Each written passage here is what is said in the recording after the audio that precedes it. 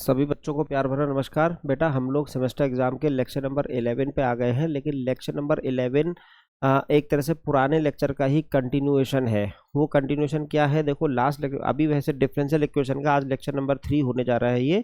और ओवरऑल अगर मैथमेटिक्स के नज़रिए से देखा जाए तो लेक्चर नंबर 11 है ना। शुरू के 8 लेक्चर शायद लीनियर अलजेब्रा के थे, मैट्रिसेस के।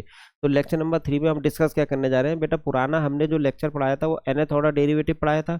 इसके बाद जो जस्ट लास्ट लेक्चर था वो था लिबनीज थ्योरम पर बेस्ड क्वेश्चंस, है ना। और उस वीडियो में बेटा मैंने आप लोगों से बोला था कि अगर लिबनीज थ्योरम का प्रूफ आप में से किसी को चाहिए होगा तो बता दीजिएगा।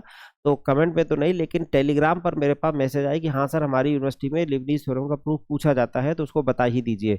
तो बेटा आगे का भी वीडियो डालता है, इससे अच्छा मैंने कहा ये कंटिन्यूएशन में ही डाल देता हूँ तो वो बेटर रहेगा। तो आज हम लोग जो टॉपिक पढ़ने जा रहे हैं वो प्रूफ ऑफ लिबनीज थ्योरम पढ़ने जा रहे हैं। अगला लेक्चर फिर किसी नए टॉपिक का लेकर के आएंगे। तो एक तरह से देखा जाए सक्सेसिव डिफरेंशिएशन का ये तीसरा लेक्चर होने जा रहा है। पहले में हमने nth ऑर्डर डेरिवेटिव पढ़ा था, दूसरे में हमने लिबनीज थ्योरम पर बेस्ड क्वेश्चंस पढ़े थे, और आज हम बेटा उसका प्रूफ पढ़ने जा रहे हैं, प्रूफ ऑफ लिबनीज थ्योरम। तो लिबनीज थ्योरम थी क्या, वो देखो ये थी। मैंने यहाँ पर आपको एक सीधे इसका स्क्रीनशॉट कह दिया था कि ले लीजिए, अगर आप समझ पाए तो अच्छी बात है, नहीं तो मैं इसको समझा देता हूँ आपको कि ये प्रॉपरली इसमें हुआ कैसे है। क्योंकि कुछ बच्चे कह रहे थे सर उससे समझ में नहीं आ रहा था अच्छे तरीके से, पर्सनल टेलीग्राम पे लोगों ने मुझे मैसेज डाला। तो बेटा देखो इस चीज़ को समझने से अच्छा है कि हम इसका प्रूफ ही कर देते हैं। उस प्रूफ को करने के लिए आपको एक दो बातें पहले से मालूम होनी चाहिए। वो क्या बातें हैं यहाँ पे देखिएगा। सबसे पहले प्रूफ ऑफ लिबनीज थ्योरम से पहले बेटा एक काम करें, जो इस चीज़ के लिए रिकैप होना चाहिए, जो आज हम प्रूफ पढ़ने जा रहे हैं उसके लिए रिकैप जैसी चीज़ अगर कोई देखी जाए तो मैं एक दो चीज़ें आपको याद दिलाता हूं जो आज हमें यूज़ करना है। उससे रिलेटेड बात आप याद कीजिए, अगर NC0 लिखा हो या NCN लिखा हो तो इसकी वैल्यू 1 होती है। सर कैसे बेटा, NCR की वैल्यू क्या होती थी, NCR अगर याद कीजिए तो NCR। वैसे ये nth ऑर्डर में रिकैप तो है नहीं, नए सिरे से रिकैप यहीं पढ़ लेते हैं। ये लीजिए बेटा, NCR का फॉर्मूला होता था factorial N upon factorial R और फैक्टोरियल N माइनस R। ये कहीं फॉर्मूला था NCR का। जैसे NPR का फॉर्मूला होता था बेटा factorial N upon factorial N minus R। Similarly the formula for NCR combination का formula NCR upon factorial R into factorial N minus R। इसके बेसिस पर बेटा यहाँ पर एक चीज़ तो आपको ये पता होनी चाहिए, NC0 लिखा हो या NCN लिखा हो इसकी वैल्यू 1 आएगी। बेटा R की वैल्यू 0 रख के और R की वैल्यू N रख करके, यहाँ पे देखो R की वैल्यू 0 है, रख करके देखना 1 ही आएगा, R की वैल्यू N रख के देखना 1 ही आएगा। अच्छा ये दो बातें तो पता ही होनी चाहिए। और एक बेटा फॉर्मूला ऐसा कहीं सुना होगा आपने, NCR और NCR plus 1 equals to N plus 1 CR plus 1। बताइए ऐसा कुछ सुना था आपने? N प्लस 1 CR प्लस 1 नहीं सुना है तो आज सुन लीजिए, ये भी फेमस फॉर्मूला है। वैसे आपने इसका एक पर्टिकुलर केस सुना है, इस तरह से नहीं, आपने ऐसे सुना होगा बेटा, NCR plus NCR minus 1 equals to N plus 1 CR। याद कीजिए, ये जरूर सुना होगा, NCR plus NCR minus 1 equals to N plus 1 CR। तो इसी को तो बना के लिखा हुआ है। यहाँ पे देखो R और एक R माइनस 1, यहाँ लिखा है R प्लस 1 में से कम हो गया बेटा, R प्लस 1 से सब्ट्रैक्ट कर दीजिए R। तो NCR प्लस NCR माइनस 1 मतलब R में से एक चीज़ सब्ट्रैक्ट हो रही है, तो वही चीज़ तो यहाँ पे हो रही है। तो होता क्या है, न्यूमरेटर ये जो ऊपर पावर है, पावर तो नहीं है, ऊपर जो लिखा है उसमें N प्लस 1, तो देखो ऊपर N प्लस 1, और ये जो इन दोनों में से जो विच वन इज लार्जर, जैसे R लार्जर है तो देखो R आ गया, तो यहाँ पर R प्लस 1 लार्जर है तो देखो R प्लस 1 आ गया। तो कहने का मतलब है इस रिजल्ट को आपको याद रखना है बेटा, है ना। सिंपल याद रखोगे तो बेटर रहेगा। तो हमें ये सब चीज़ों का यूज़ करना पड़ेगा लिबनीज थ्योरम के प्रूफ में। तो बस ये 3 रिजल्ट आप याद रखना, NC0 NCN की वैल्यू 1 होती है और NCR plus NCR plus 1 equals to N plus 1 CR plus 1। ये बाइनोमियल थ्योरम में आपने पढ़ा होगा क्लास 11th में, नहीं पढ़ा है तो आज देख लीजिए। अब बेटा लिबनीज थ्योरम क्या थी, जरा हम लिख ही देते हैं आपके लिए। लिबनीज थ्योरम, तो लिबनीज थ्योरम डेरिवेटिव के लिए थी ना, nth derivative of u into v. तो बेटा nth डेरिवेटिव को आपसे कहा था NC0 से स्टार्ट कीजिएगा, UNV plus NC1 UN minus 1, और फिर आ जाएगा V1 plus NC2 UN minus 2 U of N minus 2 V2। बेटा कई बार ना यूनिवर्सिटी में बड़ा क्वेश्चन लिबनीज थ्योरम का प्रूफ करने के लिए दे देते हैं, ये बात सही है। मैंने भी अलग अलग यूनिवर्सिटीज़ को देखा तो मुझे दिखा कि कहीं कहीं पूछ रहे हैं, तो हर जगह नहीं पूछते हालांकि। और फिर ये इसी तरीके से कंटिन्यूएस में बेटा चलता रहेगा। तो लास्ट वाला आ जाता था NCN, NCN U और V ऑफ एन, देखो यही तो था, यू एन वी और यू वी एन। बेटा ये कुल मिला के इसे लिबनीज थ्योरम बोला गया है। इसको अब हम प्रूफ करेंगे, तो बेटर ये है कि इसको बेटा मैथमेटिकल इंडक्शन की हेल्प से प्रूफ करना है। तो मान लेते हैं कि यहाँ पे प्रूफ करने में वाई को पहले ले लेते हैं। बेटा इसका प्रूफ देखना जरा, प्रूफ में कह रहे हैं let y equals to u into v. बेटा मान लो ये है y equals to u into v, ये आपने ले लिया। अगर इससे मैं आपसे पूछूं y1, बेटा y1 का मतलब फर्स्ट डेरिवेटिव, तो फर्स्ट डेरिवेटिव को हम d इंटू यू भी लिख सकते हैं। देखो बेटा हमें nth डेरिवेटिव तक जाना है, इसको चाहो तो आप yn भी लिख सकते थे। अगर y आपका u इंटू वी है तो yn क्या आएगा, तो वही निकालने जा रहे हैं जिसको nth डेरिवेटिव का सिंबॉलिक फॉर्म में yn लिखा जाता है। बेटा यहाँ पे प्रोडक्ट फॉर्मूला लगाना है, first function into derivative of second function. तो एक काम करो ना, फर्स्ट फंक्शन का differentiation into second function plus first function into differentiation of second function, ऐसे हम लोग पढ़ते थे, u dash v plus u v dash. बेटा इसी चीज को तो ऐसे लिखा जा रहा था, u one v plus u v one, ऐसे लिखा जा रहा है। अच्छा इस चीज को बेटा मैं लिख सकता हूँ 1c0 u one v plus 1c1 u v one. बताओ क्या पॉसिबल है, 1c0 की वैल्यू 1, 1c1 की वैल्यू भी 1। देखो जब ये nc0 लिखा हो तो आंसर 1 आएगा, ncn लिखा हो तो आंसर 1, ऊपर नीचे एक जैसा हो तो आंसर 1 आएगा। तो बेटा 1c1 को 1 ही तो लिखते हैं, इसका मतलब यहाँ कुछ नहीं लिखा था, 1 था। तो बेटा ये आपने लिख दिया first derivative of u into v, ये आ गया। That is result is true for, इसको मान लेते हैं इक्वेशन नंबर 1। चलो इसको फिलहाल ऐसे ही रहने देते हैं। अगेन फिर से जरा देखते हैं इस चीज को। अगेन अगर मैं बेटा y2 कैलकुलेट करूं, मतलब सेकंड डेरिवेटिव ऑफ uv, तो बेटा सेकंड डेरिवेटिव क्या है इसका, पहले तो फर्स्ट डेरिवेटिव आया क्या था, uv का फर्स्ट डेरिवेटिव, बेटा ये आया था u1v प्लस uv1, तो ये आ गया है u1v प्लस uv1, ये आपका फर्स्ट डेरिवेटिव आया। इसी को एक बार और डिफरेंशिएट कर देंगे तो you will get the second derivative, जिसको रिप्रेजेंटेशन के पॉइंट ऑफ व्यू से d2 लिखा जाता है। अब बेटा इसको जरा प्रोडक्ट फॉर्मूला 2 बार लगा देते हैं। फर्स्ट वाले में u1 का differentiation u2 into v, differentiation of first function into second function लिखा है, plus first function into differentiation of second function v का डिफरेंशिएशन v1। बेटा ये हमने पहले वाले को कर दिया। इसी तरह से u v1 में प्रोडक्ट फॉर्मूला, यही ऊपर वाला प्रोडक्ट फॉर्मूला यहाँ लगा रहे हैं, ये मैंने जनरलाइज फॉर्म लिखा था, जिसको बाद में बेटा u डैश को लिख दिया u1 और v डैश को लिख दिया v1। इसी तरीके से अब u v1 में तो प्लस u1 v1, कैसे बेटा u का डिफरेंशिएशन u1 और v1 ऐसे आ गया, प्लस u और फिर बेटा v1 का डिफरेंशिएशन करोगे तो आपको v2 मिल जाएगा। देखो ये सामने आ गया। एक्चुअल में ये 2 पार्ट में हमने कर दिया, देखो एक बार इसको और एक बार इसको, इस तरह से कर दिया।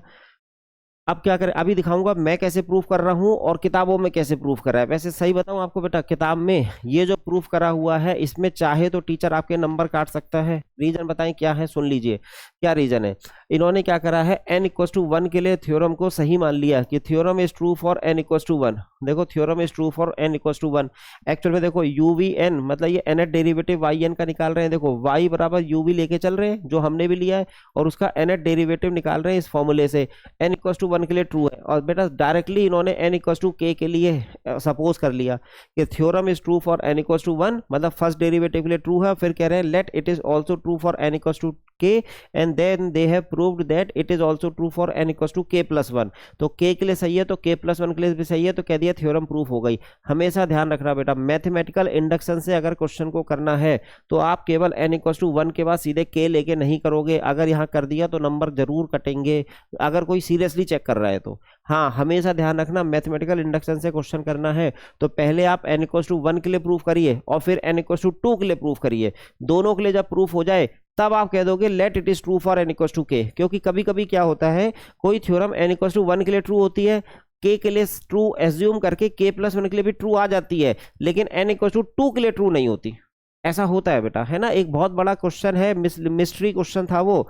तो उस क्वेश्चन में, अब मैं क्वेश्चन आपसे बोलूंगा तो अननेसेसरी हम भटक जाएंगे। तो उसमें क्या था कि एक कैदी को फांसी होने वाली थी, तो कहने उसने जो है, जज ने कहा थी 31 तारीख को आपको, मतलब इस महीने आपको फांसी हो जाएगी। उसने कहा जज साहब मुझे 1 दिन पहले तक पता ना चले कि मुझे फांसी होने वाली है। तो जज ने कहा ठीक है, ये तुम्हारी आखिरी इच्छा है। वो गया अपनी सेल में, मैथमेटिकल इंडक्शन से उसने प्रूफ कर दिया कि मान लीजिए n इक्वल्स टू 1 पहले, मतलब इस दिन मुझे फांसी नहीं होगी। फिर कह दिया k n equals to k के लिए भी नहीं होने होने वाली है, तो प्रूफ कर दिया k+1 के लिए भी प्रूफ नहीं होगी। तो कह दिया फिर गलत कहाँ है, और जबकि उसको फांसी दी गई, गलत कहाँ है, इसका मतलब n=2 के लिए वो वाली स्टेटमेंट सही नहीं था। अब ये मिस्ट्री क्वेश्चन में मत जाइए आप, कहने का मतलब ये है बेटा n=2 के लिए जरूर होना चाहिए, n=1 तो है ही, अब 2 के लिए चेक करोगे, फिर k के लिए मानोगे, फिर k+1 के लिए, तो इसमें नंबर कट सकते हैं अगर कोई टीचर काटना चाहते हो। तो हम पूरे तरीके से करके दिखा देते हैं क्वेश्चन को। तो बेटा मैं n=2 के लिए देखो प्रूफ कर रहा हूं, तो ये u2v प्लस u1v1 u1v1 ऐसे कुछ आ गया। अब इसको थोड़ा रीअरेंज करते हैं आपस में, बेटा इनको रीअरेंज करके देखा जाए तो ये दोनों को आपस में मिलाया जा सकता है।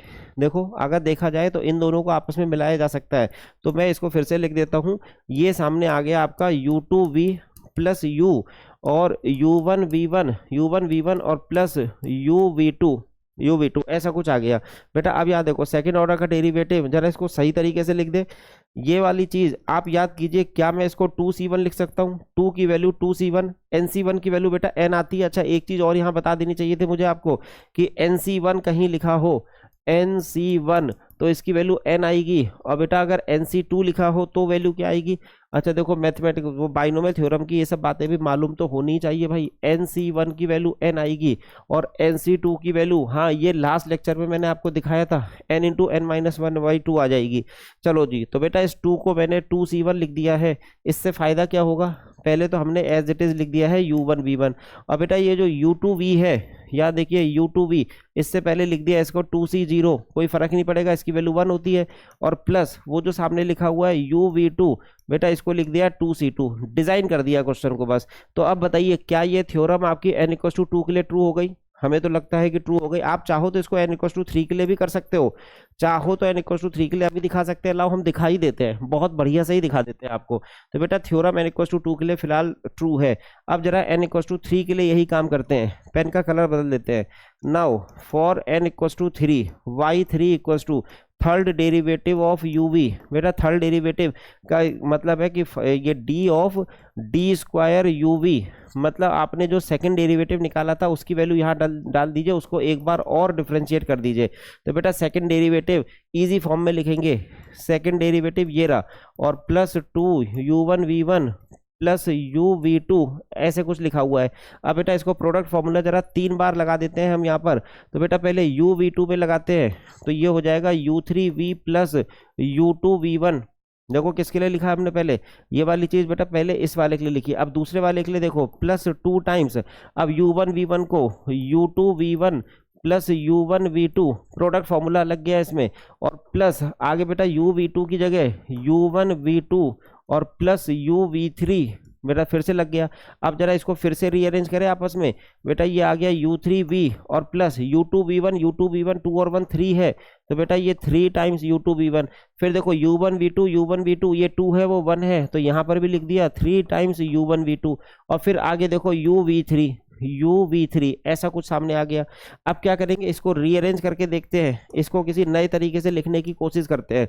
बेटा ये आप लिख सकते हो 3c0 और u3v प्लस, देखना जरा बेटा 3 को मैं लिखने जा रहा हूँ 3c1, थोड़ा अच्छे से लिख देता हूँ 3c1 के बाद आ गया आपका u2v1 प्लस, बेटा इस 3 को मैं लिखने जा रहा हूँ 3c2 और 3c2 u1v2। सर ये 3c2 कहाँ से आ गया, अभी चेक करते हैं। और ये uv3 को लिखने जा रहा हूँ 3c3 और uv3 इक्वेशन नंबर 3।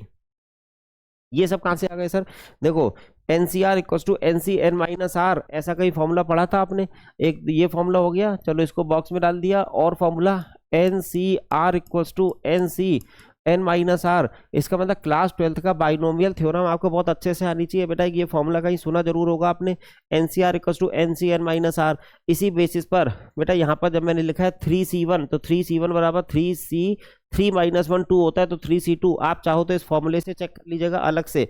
लाओ मैं चेक करके दिखा देता हूँ। बेटा यहाँ पे देखना जरा, जैसे लिखा है 3c1, तो बेटा इसकी वैल्यू 3 आएगी, और 3c2 की वैल्यू 3 × 3 - 1 × 2, देखो 3 ही आ गई, तो 3c2 की वैल्यू 3c1 के बराबर है। तो चाहे 3c1 लिखो चाहे 3c2 लिखो, दोनों की वैल्यू 3 ही आती है। यहाँ से प्रूफ हो गया N C R equal to N C N minus R. खैर ये तो हमें याद था, मैंने दिखा दिया आपको बस, मतलब आपको भी याद ही रहा होगा। तो क्या हम कह सकते हैं कि this theorem is true for n equal to 1, n equal to 2, n equal to 3। लेकिन जनरलाइज सेंस में बोलने से पहले आपको मैथमेटिकल इंडक्शन लगाना पड़ेगा।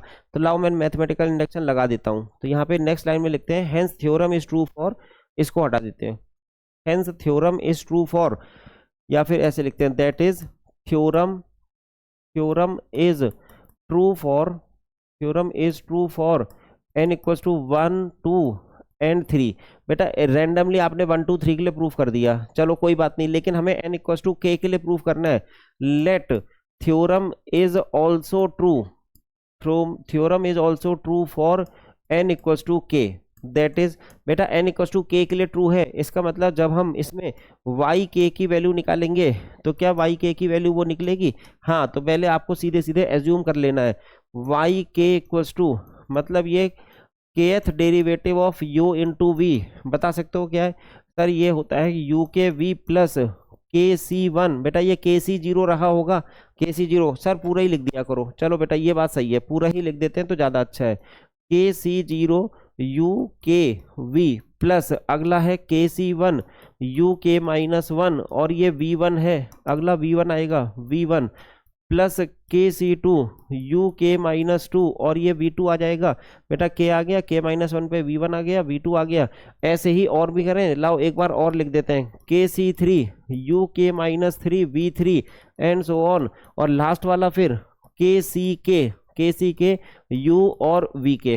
देखो यही है ना, n इक्वल टू k के लिए एज्यूम कर लिया कि आपने थ्योरम ट्रू है। अब अगर आपने प्रूफ कर दिया कि it is also true for n equal to k plus one, तो इसका मतलब है k की किसी भी रैंडम वैल्यू के लिए k और k प्लस वन के लिए ट्रू हो जाएगा। तो मतलब ये ओवरऑल मान लिया जाएगा कि थ्योरम प्रूफ हो गई है। इसी को कहते हैं कॉन्सेप्ट ऑफ मैथमेटिकल इंडक्शन। तो लाइए प्रूफ करके देखें जरा अब इसे। बेटा अब यहाँ पे देखते हैं, now we will try to show that, now we will try to show that. देखो जैसे एग्जाम में लिखते हैं वैसे लिख रहा हूँ। Now we will try to show that theorem is also true for, theorem is also true for n equals to k plus one. अगर प्रूफ हो गया तो बिल्कुल सब कुछ ठीक हो जाएगा। तो बेटा k प्लस वन करने के लिए सिंपल सी बात, इसको डिफ्रेंशिएट करना होगा। तो बेटा इसको डिफ्रेंशिएट करने जा रहे हैं y of k plus one, तो मतलब k प्लस वनथ डेरिवेटिव चाहिए आपको u v का। तो बेटा d times d of k u v, क्या आप जानते हो कि d of k u v क्या है? इसका मतलब बेटा इस बड़े से एक्सप्रेशन को आपको एक बार और डिफ्रेंशिएट करना है। ये d of k u v तो ये लिखा है सामने, तो इस बड़े से एक्सप्रेशन को एक बार और डिफ्रेंशिएट करना है। तो चलो जी वन बाई वन डिफ्रेंशिएट करेंगे इस चीज़ को। लाइए वन बाई वन कर ही देते हैं डिफ्रेंशिएट। इस वाले का डिफ्रेंशिएशन करते हैं बेटा, तो के सी जीरो ऐसे लिखे रहने देते हैं। यू के का डिफ्रेंशिएशन यू के प्लस वन इंटू वी, और प्रोडक्ट फॉर्मूले से यू के वी वन। देखो ये पहला वाला हो गया। अब बेटा इस दूसरे वाले को डिफरेंशिएट करना है, तो के सी वन आप कॉमन कर लीजिए, और यहाँ पे देखो इसमें जरा वही प्रोडक्ट फॉर्मूला लिखते हैं, derivative of first function into second function plus second function into derivative of first function, ऐसे कुछ होता था। तो बेटा यू के माइनस वन का डिफरेंशिएशन करोगे तो यू के आ जाएगा और ये वी वन। अब यू के माइनस वन को ऐसे ही रहने दो, यू के माइनस वन और वी वन का डिफरेंशिएशन वी टू, ये अगला भी हो गया। बेटा इंडिविजुअल टर्म्स में प्रोडक्ट फॉर्मूला लगा रहे हैं बस हम लोग, जो थोड़ी देर पहले बताया था आपको। फिर लास्ट अगला वाला, बेटा ये तीसरा वाला भी कर लेते हैं। कहाँ तक? के सी वन ही तो तक तो हुआ है, अभी के सी टू यहाँ लिख दें। चलो के सी टू, यहाँ पे शायद जगह में दिक्कत आए, यहाँ लिखते हैं भाई। इसके बाद प्लस के सी टू, हाँ जी के सी टू के बाद यहाँ पे है इसका डिफरेंशिएशन u ऑफ के माइनस वन, और बेटा वी टू यू ऑफ के माइनस वन वी टू, और plus you k minus two, और ये वी थ्री। बेटा वी टू का डिफरेंशिएशन वी थ्री हो जाएगा, प्लस अब ये थ्री वाला नहीं करने जा रहे, ऐसे आता चला जाएगा। और ये लास्ट वाला टर्म के सी के, हाँ जी ब्रैकेट, इसका डिफरेंशिएशन क्या होगा? u का डिफरेंस यू वन, और बेटा वी के, और प्लस u, और v का डिफरेंशिएशन वी के प्लस वन। हमने हर जगह प्रोडक्ट फॉर्मूला लगा दिया इंडिविजुअल टर्म्स में। लाओ दिखा देते हैं कौन से इंडिविजुअल टर्म्स में लगाया। बेटा जब हमने इसमें प्रोडक्ट फॉर्मूला लगाया है तो ये वाला टर्म मिल गया, ठीक है, ऐसे इसको नहीं लिखाएंगे। फिर बेटा इस वाले में प्रोडक्ट फॉर्मूला लगाया तो ये सेकंड टर्म मिल गया, इसमें प्रोडक्ट फॉर्मूला लगा दिया तो थर्ड टर्म मिल गया, और वो लास्ट वाले में लगा दिया तो वो लास्ट वाला टर्म मिल गया। ठीक है, आपको सर प्रोडक्ट फॉर्मूला है क्या, लाओ फिर से लिख दूं आपके लिए, d by d x of u v करके लिखा हुआ है, तो u one v plus u v one, इसी को तो कहते हैं प्रोडक्ट फॉर्मूला, तो वही चीज कर रहे हैं। u1 का मतलब एक बार डिफरेंशिएशन हो गया, v1 मतलब एक बार डिफरेंशिएशन हो गया v का, बेटा ये है। अब इसको रीअरेंज करना है तो रीअरेंज करके आंसर निकल तो जाएगा, लेकिन अब करो क्या, आप क्या करो, क्या देखना जरा, इसको और बेटा इसको आपस में मिला लीजिएगा। ठीक है, इसी तरीके से ये वाला टर्म और ये वाला टर्म आपस में मिला लीजिएगा। जरा देखें तो ये सब मिला के हो क्या रहा है, ये पहला वाला टर्म एज इट इज छोड़ देते हैं, ये आ गया y of k plus one की वैल्यू, पहला वाला टर्म एज इट इज छोड़ देते हैं तो ये है के सी जीरो, और बेटा u of k plus one और v प्लस, अब बेटा यहाँ पे यू के वी वन और ये क्या है यू के वी वन, यू के वी वन, यू के वी वन, यहाँ कोफिशिएंट वन है, यहाँ के सी वन है, तो बेटा इसको मैं लिख सकता हूँ वन प्लस के सी वन और ये है यू के वी वन। बताइए पॉसिबल है, हाँ सर है तो सही पॉसिबल। अब एक काम करो, इस सर्किल वाले को मिलाते हैं, तो बेटा के सी वन और के सी टू, एक्चुअल में यहाँ देखो you k minus one we to और यहाँ लिखा है you k minus one we to, तो यहाँ पे मैंने लिख दिया you k minus one we to, अब ब्रैकेट ये क्या बचा, इधर से बेटा के सी वन आएगा, इधर से के सी टू आएगा, तो के सी वन प्लस के सी टू, ये आ गया। अगला टर्म देखते हैं बेटा, अगला टर्म डबल लाइंस के साथ देखते हैं, इस वाले के साथ इसका अगला वाला कॉमन आएगा, तो बेटा ये पहला वाला उसके इसका सेकंड टर्म इसके फर्स्ट टर्म से मैच होगा, फिर इसका सेकंड टर्म इसके फर्स्ट टर्म से मैच होगा, इसी तरह से तो मैचिंग हो रही है। एक स्टेप ऐसे में और लिख देता तो आपके लिए ज़्यादा अच्छा रहता, पर समझना तो चाहिए ही आपको। बेटा यू के हो गया, यू के माइनस वन हो गया। अगला देखिएगा, यहाँ पे लिख दिया यू के माइनस टू और वी थ्री, एक्चुअल में दिख ही रहा है बेटा यू के माइनस टू और वी थ्री, तो यहाँ से तो के सी टू कॉमन आ रहा है, के सी टू, इस अगले वाले से बेटा के सी थ्री कॉमन आ जाएगा, के सी थ्री, तो इस तरह से कोई सीरीज बनती हुई नजर आ गई। बेटा ये लास्ट वाली सीरीज की बात करी जाए, अगर लास्ट वाला देखा जाए तो ये वाला फर्स्ट टर्म पिछले वाले के सेकंड टर्म से मैच हो गया होगा, ये लास्ट टर्म बच गया होगा केवल, और ये है के सी के और के सी के यू वी के प्लस वन, इतना बचा।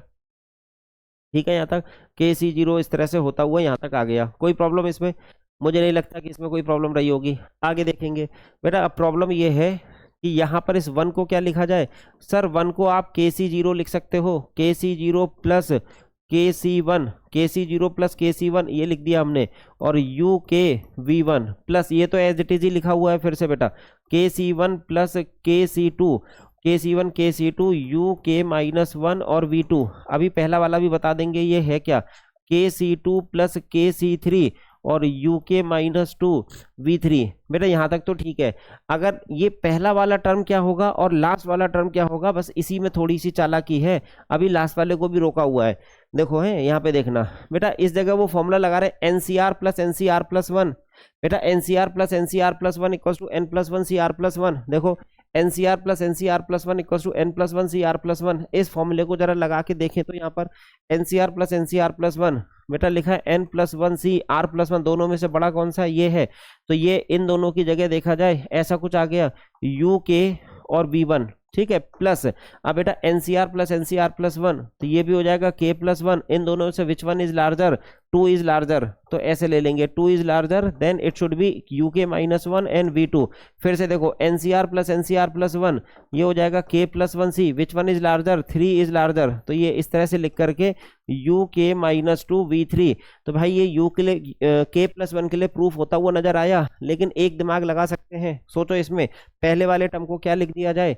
एक्चुअल में ये जो के सी जीरो लिखा है वो वन ही तो है, एन सी जीरो की वैल्यू वन होती है बेटा, के सी जीरो वन है, तो अगर मैं इसकी जगह के थोड़ा सा अलग कलर के पेन से लिख के दिखाता हूँ आपको, रुक जाइए, यू के प्लस वन वी, और ये लास्ट वाला टर्म भी आपने क्या बोला है यू और वी के प्लस वन।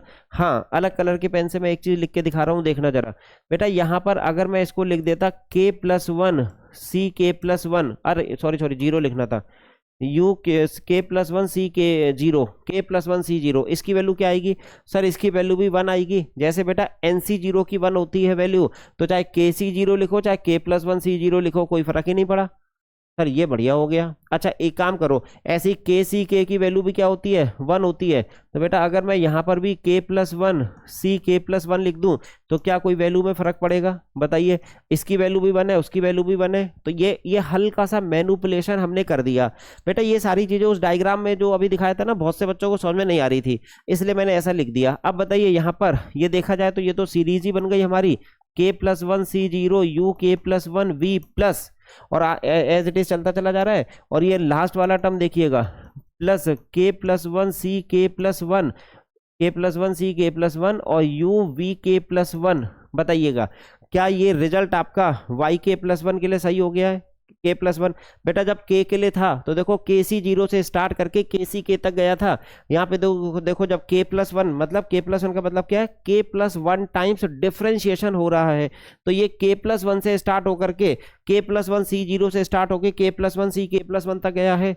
सही हो गया ना। तो देखो एक बात तो ये मैच हो गई। आगे देखो ये uk से स्टार्ट हो रहा था, देखो uk+1 से स्टार्ट हो रहा है, फिर देखो uk में कम होता चला जा रहा है, uk-1 uk-2, यहाँ देखो uk+1, फिर आ गया uk, फिर आ गया uk-1, फिर uk-2 एंड सो ऑन।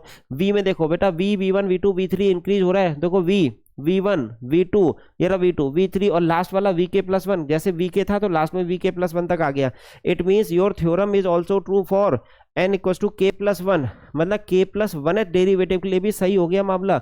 तो क्या कह रहे थे, आपने कहा था now we will try to show that theorem is also true for n equal to k+1, तो आपने एक चीज प्रूव कर दी,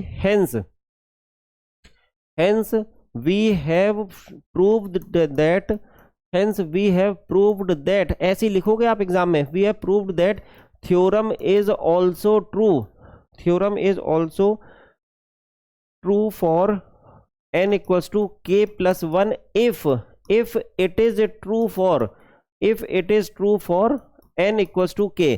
अब बेटा because k is any random, बेटा k क्या है, रैंडम। जैसे आपने कह दिया कि 10वें डेरिवेटिव, k की वैल्यू 10 ले लो, कह दिया 10th डेरिवेटिव के लिए थ्योरम सही है तो 11th के लिए भी सही है।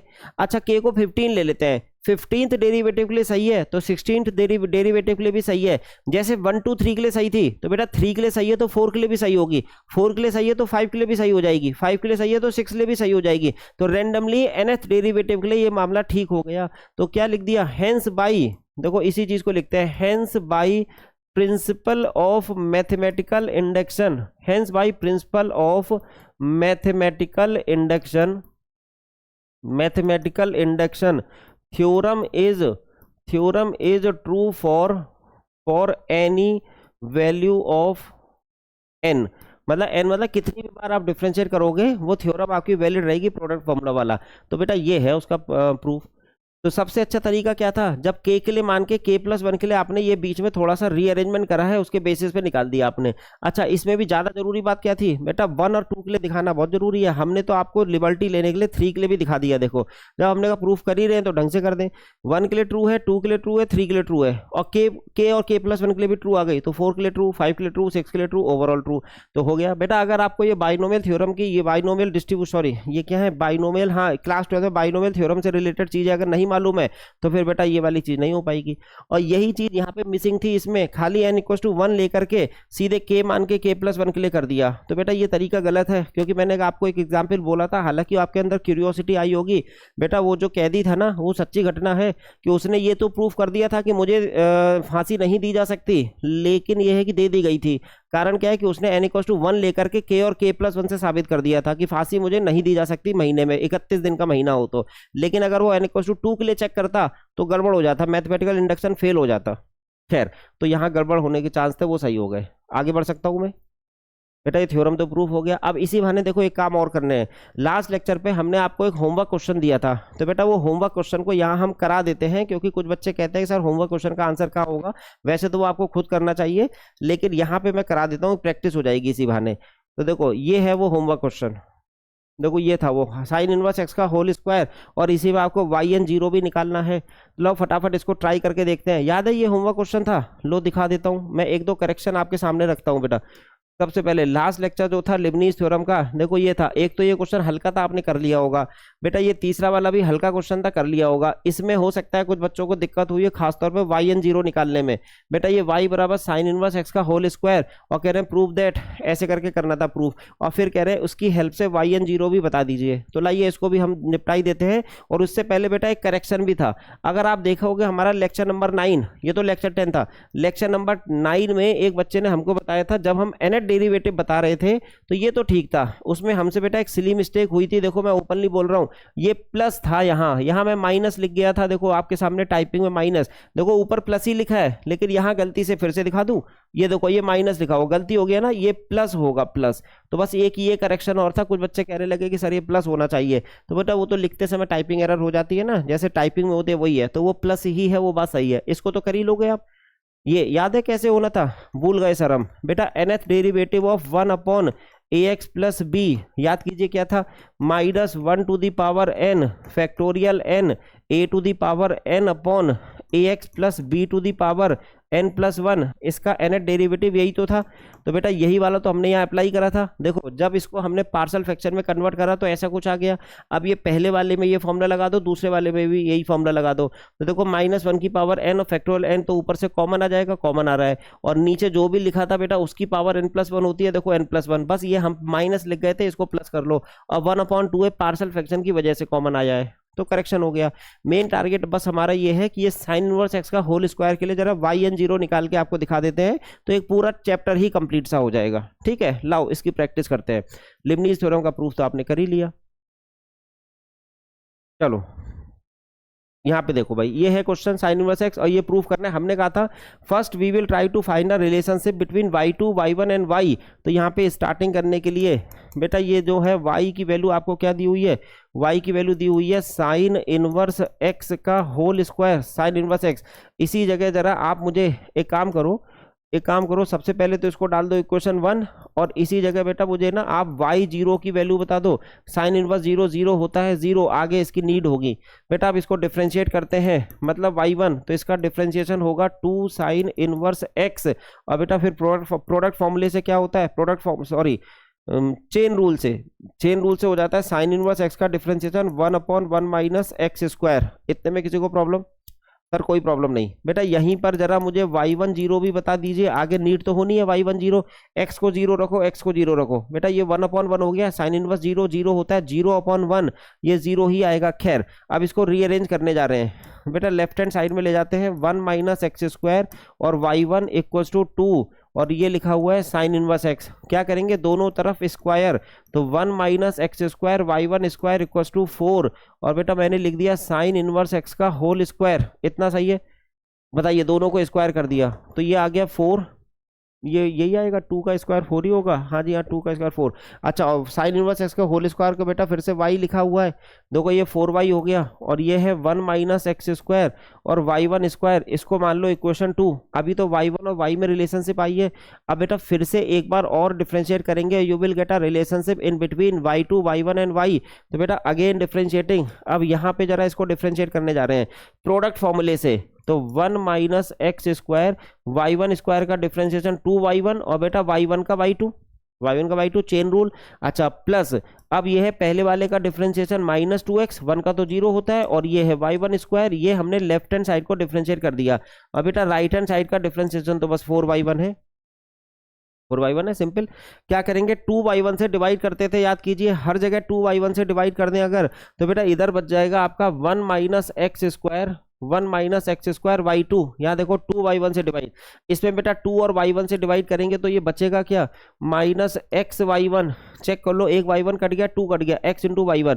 यहाँ 2y1 से डिवाइड करेंगे तो राइट हैंड साइड में 2 बचेगा, उसको लेफ्ट हैंड साइड में ले जाते हैं, तो बेटा माइनस 2 इक्वल्स टू 0, इक्वेशन 2।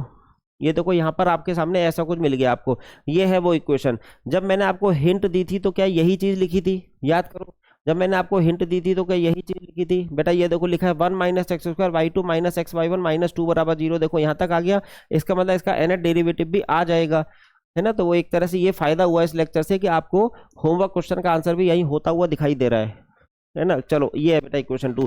इस जगह वैसे आप y2 भी निकाल सकते थे बेटा। क्या यहीं पर आप मुझे y2 बता सकते हैं? y2 0, मतलब x इक्वल टू 0 रखने पर y2 कितना आ रहा है? यहाँ पे देखो x को 0 रखोगे तो ये तो 0 हो गया बेटा, x को 0 रख के y2 बचा और ये 2 हो गया, 2 उधर जाएगा तो बेटा ये 2 है तो y2 0। तो तीन चीजें आपके पास आ गई हैं। देखो एक y1 0 आपके पास पहले ही आ गया, सॉरी y0 y1 0, और ये क्या है y2 0। चलो इनकी नीड बाद में होगी। आप क्या करेंगे? लिबनीज रूल लगाते हैं बेटा। इस जगह लिबनीज रूल लगाने जा रहे हैं। चलो मैं आपके लिए फिर से लिखूंगा जिससे कि प्रॉब्लम ना हो जाए। NC0 UNV बेटा, NC1 UN-1 V1, फिर है NC2, और आज तो इसको प्रूफ भी कर लिया तो बड़ा फील गुड सा हो रहा होगा, है ना। फील गुड सा तो हो ही रहा होगा कम से कम उन बच्चों को जिनके सेमेस्टर एग्जाम में आने वाला है, ये जिनके यहाँ सिलेबस में प्रूफ होता है। अगर वैसे ये टॉपिक सिलेबस में है तो ये भी चीज़ सिलेबस में ही होती है, पर कई किसी किसी यूनिवर्सिटी में पूछते हैं, किसी यूनिवर्सिटी में नहीं पूछते हैं। चलो कोई बात नहीं बेटा, इस फॉर्मूले के हिसाब से जरा यहाँ अप्लाई कर देते हैं भाई। तो 1 बाई 1 देखेंगे चीज़ों को। जैसे लिख दिया nth derivative of 1 minus x square. इसमें v किसे मानते हैं? कुछ याद है? कुछ याद भी है v किसे मानते हैं? सर v ना उसको मानते थे जिसका डिफ्रेंशिएशन खत्म हो रहा होता था, जिसका डिफरेंशिएशन खत्म हो जाएगा कुछ देर के बाद। तो इसको ना पलट के लिख दो बेटा y2, और ये ज़्यादा अच्छा रहेगा u और v बेटा, u v ये हो गया, और माइनस nth डेरिवेटिव ऑफ, इसको भी ऐसे लिख दिया हमने y1 इंटू एक्स, और बेटा minus nth derivative of 2 equals to 0। ठीक है, चलो ये u है ये v है। इस फॉर्मूले के हिसाब से NC0 फिर उसके बाद बेटा y2 का nth differentiation n times differentiation हो जाएगा yn प्लस 2, और इसको तो एज इट इज ही लिखना था 1 minus x square plus NC1। अब बेटा yn प्लस 2 से एक कम तो ये हो जाएगा yn प्लस 1। देखो un से un माइनस 1, yn प्लस 1, और 1 माइनस एक्स स्क्वायर का डिफरेंशिएशन तो ये है माइनस 2x। ठीक, अगला क्या होगा? Plus NC2। अब बेटा yn प्लस 2 yn प्लस 1, अगला आएगा yn, और फिर माइनस 2x का डिफरेंशिएशन माइनस 2, इसके आगे 0 हो जाएंगे, इसलिए पहला वाला हो गया। ये फर्स्ट स्टेप कंप्लीट हो गया आपका। इसी तरीके से जरा दूसरा स्टेप भी देख लेते हैं। तो बेटा सेकंड स्टेप ये सामने लिखा हुआ है, माइनस ब्रैकेट NC0, हमेशा ध्यान रखिए NC0 से स्टार्ट करिए, y1 का n times differentiation, you will get yn plus 1, और x तो एज इट इज आता है, प्लस अगला है NC1 बेटा, yn प्लस 1 का एक कम कर दो तो yn, और x का डिफरेंशिएशन 1, इसके आगे 0 हो जाएगा तो बेकार, और माइनस बेटा 2 का nth डिफरेंशिएशन 0 ही होगा इक्वल टू 0। इसको बेटा अब रीअरेंज करना है, तो रीअरेंज करके आंसर ही आने जा रहा है। हम कलर भी बदल देते हैं। यहाँ पे देखो, इसको वापस पलट के लिख दो। ये NC0 लिखने की जरूरत नहीं है। 1 माइनस एक्स स्क्वायर आगे आपका yn plus 2, 1 minus x square yn plus 2। बेटा यहाँ से जरा देखते हैं, NC1 की वैल्यू n होती है तो यहाँ इसको पूरा लिख लेते हैं 2nx, और ये है yn प्लस 1। बेटा फिर ये क्या है आपका? देखा जाए तो n माइनस 1/2, लाओ आपके लिए पूरा ही लिखेंगे n माइनस 1/2, और बेटा ये है yn, और ये है माइनस 2। ये तीन स्टेप हो गए। इसी तरीके से ये NC0 लिखने की जरूरत नहीं है, x इंटू yn प्लस 1, तो बेटा यहाँ लिख दिया x इंटू yn प्लस 1। ये x और n में कंफ्यूजन होता है हमारी राइटिंग में बच्चों को, तो यहाँ लिख दिया है yn प्लस 1। और देखो ये NC1 का मतलब n, बेटा NC1 का मतलब n है तो nyn, तो प्लस nyn और इक्वल टू 0, और ये इधर वाला ये x है, ये बेटा x है। खैर, तो अब जरा रीअरेंज करें आपस में। देखो फाइनल आंसर आई थिंक आ गया, 1 minus x square yn plus 2, इन दोनों को मिला देते हैं भाई। नहीं, yn प्लस 1 मिलाना है, यहाँ से x और यहाँ से x बेटा, तो माइनस कॉमन आ गया 2n प्लस 1 टाइम्स x, और yn प्लस 1 चेक कर लो, yn प्लस 1 और yn प्लस 1 को कॉमन कर लिया आपस में, और x भी कॉमन आ गया, तो यहाँ से 2n है, वहाँ से 1 है। अब बेटा ये 2 तो कट गया, ये है minus n square plus n। देखो मैं दिखाता हूँ, minus n square plus n है यहाँ पर, 2 कट गया, और प्लस n यहाँ से भी आ रहा है, minus n square plus n। फिर से हमसे सिली मिस्टेक कहीं ना कहीं तो कुछ हो ही गई है। अच्छा ठीक है, ये माइनस बाहर था बेटा, माइनस बाहर था तो ये माइनस के साथ आया होगा। देखो इसको लिख देते हैं माइनस और n, हाँ जी अब ठीक है। तो ये वाला माइनस के साथ आया था। तो अब बताइए क्या इसमें से ये सब कैंसिल हो गया, ये देखो माइनस एन, केवल माइनस एन स्क्वायर बचा। बेटा वाई एन वाले टर्म्स में सॉल्व करके देखा कि केवल वाई एन बचा है और माइनस एन स्क्वायर के साथ, तो यहाँ पे लिख दिया minus n square y n equal to 0। देखो क्या ये प्रूफ हो गया, चेक करो, 1 minus x square y n plus 2, देखो ये रहा। फिर बेटा 2n प्लस 1, देखो 2n plus 1 x y n plus 1 x y n plus 1 minus n square y n minus n square y n आ गया। तो लिबनीज रूल से फर्स्ट पार्ट तो आ गया, मेन प्रॉब्लम है सेकंड पार्ट, इसका वाई एन 0 निकालना है। तो वाई एन 0 के लिए थोड़ा टाइम लगेगा, निकालते हैं, फिलहाल इतना आप समझ लीजिए। बच्चों से कहीं ना कहीं सिली मिस्टेक हो जाती है, फिर परेशान हो जाते हैं, इसलिए मैंने सोचा ये टफ क्वेश्चन आपको मैं करा ही देता हूँ। ठीक है, चलो बेटा इसका सेकंड पार्ट निकालने के लिए आपके ना पास y0 y1 0 y2 0 तो है ही, तो इन चीज़ों को लिखते हैं पहले सेकंड पार्ट के लिए। बेटा सेकंड पार्ट के लिए आपके पास है y0 की वैल्यू 0 है, y1 0 की वैल्यू आपने निकाल दी थी 0 है, y2 0 की वैल्यू 2 है, और बेटा yn, अच्छा, और yn प्लस 2 का जो रिलेशनशिप है वो क्या है, अभी निकाली है आपने वो relationship, n 1 minus x square y n plus 2 minus अभी आपने लिखी है 2n plus 1 times x y n plus 1, और चाहो तो इसको आप ऐसे भी लिख सकते हो एन स्क्वायर वाई एन मान लीजिए इक्वेशन 3 है। 2 तक तो आपने प्रूफ कर दी थी ना कहीं, इक्वेशन 1 इक्वेशन 2 इक्वेशन, अच्छा ये 2 थी, इसको मान लीजिए ये वाली आपने 3 ली है 3, तो ये अब जो नई इक्वेशन आ रही है ये 4th इक्वेशन है। अब इस इक्वेशन से बेटा रिमेनिंग टर्म्स निकालने हैं और 1 बाई 1 निकलेंगे, ये आप भी जानते हो, 1 बाई 1 y2 तक निकल गया है। सबसे पहले काम करें, इसमें x को 0 रख के इसको और आसान कर लेते हैं, तो पुट x इक्वल टू 0, या फिर ऐसे कर लेते हैं at x equal to 0 we have, हमारे पास जो रिलेशनशिप बनी बेटा यहाँ पर 1 माइनस 0 और ये है y n plus 2 0, y n plus 2 0, और बेटा माइनस एक्स को 0 रखने पे 0, और ये वाली चीज़ क्या हो गई एन स्क्वायर वाई एन 0, ऐसा कुछ आ गया, वाई एन प्लस 2 और वाई एन के बीच में रिलेशनशिप। तो बेटा अगर इसको देखा जाए ढंग से तो ये है आपके पास वाई एन प्लस 2 0 की वैल्यू, देखा जाए है क्या, वाई एन प्लस 2 0 की वैल्यू खाली इतनी रह गई एन स्क्वायर वाई एन 0।